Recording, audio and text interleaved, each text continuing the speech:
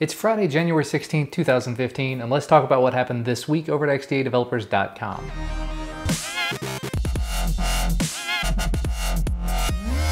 To start things off, a bit of XDA news. As you may or may not have noticed, the XDA homepage changed pretty significantly in the last week. Now, instead of just having articles from XDA, the portal also includes direct links to forum threads, downloads of popular ROMs, apps, themes, wallpapers, as well as links to external content with a brief description of what the link's going to have. This means two things. One, there's going to be a lot more content on the XDA homepage. And two, the articles that come directly out of XDA will most likely be a lot more in-depth. With that in mind, I'm probably going to change the way that I handle these videos just a bit moving forward.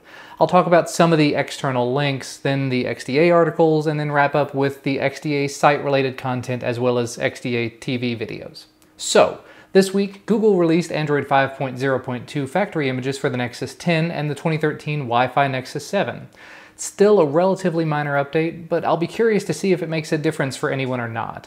The update isn't available over the air yet, so I don't have it on my Nexus 10 yet, but you can always download it and sideload it to your device if you just can't wait. I haven't done it yet. In a surprising turn of events, XDA recognized developer Invisible K put together an unofficial port of CM12 for the HP Touchpad. There are some issues with the camera, Netflix, and SE Linux, and your touchpad might actually have to be repartitioned before you can actually flash this, but it does look like a good start. XDA recognized developer Dees Troy has been busy yet again as well, releasing TWRP version 2.8.4.0. This update adds in the ability to flash boot and recovery images through the TWRP GUI, and it fixes a decent list of bugs, crashes, and other issues. For a full changelog, you can always see Ethan's Google Plus post, or you can check out the TeamWin Recovery Project website. Also this week, XDA senior member Abi08638 released a modded version of the CyanogenMod Camera Next app for the OnePlus One that's supposed to improve how it handles low light performance by adding in some additional shutter delay times.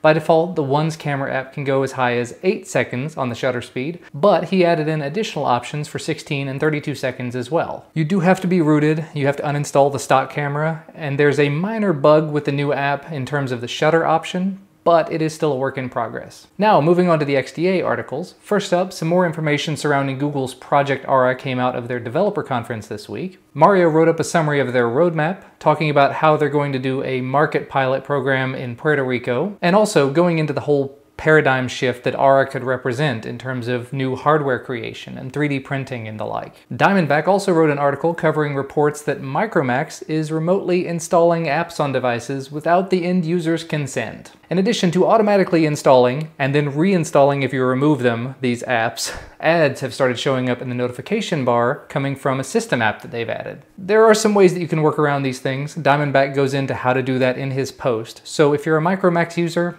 definitely read through that article. You might want to do the things that he suggests. Pulsar G2 put together an article talking about fingerprint authentication on devices and just how insecure it can actually be. He touches on the topic of the German politician's fingerprint that was stolen recently and then reproduced using only high-quality photographs.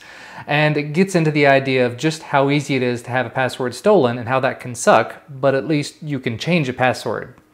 Can't really change a fingerprint. Now moving on to the XDA specific news, this week it was announced that XDA is going to be the official device forum for U, the new Indian OEM we mentioned previously, as well as hosting the forum for their first device, the Eureka. Sales of the device started on January 13th, and the next sale is going to happen on January 22nd, so if you're interested in the Eureka, it's available exclusively on Amazon.in. Be on the lookout for that. Additionally, a post summarizing our time at the AT&T Developer Summit and Hackathon went up this week, along with videos about AT&T Drive, the hackathon itself, and an archive video of a live stream that we did from the hackathon. And finally, 3 other videos were posted to XDA TV this week. TK did another must-have app review talking about Helium backup, then DroidModderX did an overview of CM12 running on his Nexus 6, and finally TK did an app review of Tiny Apps.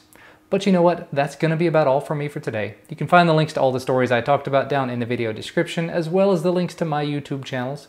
Remember, if you like this video, leave us a like down below the video and subscribe to receive all of our content as soon as it becomes available.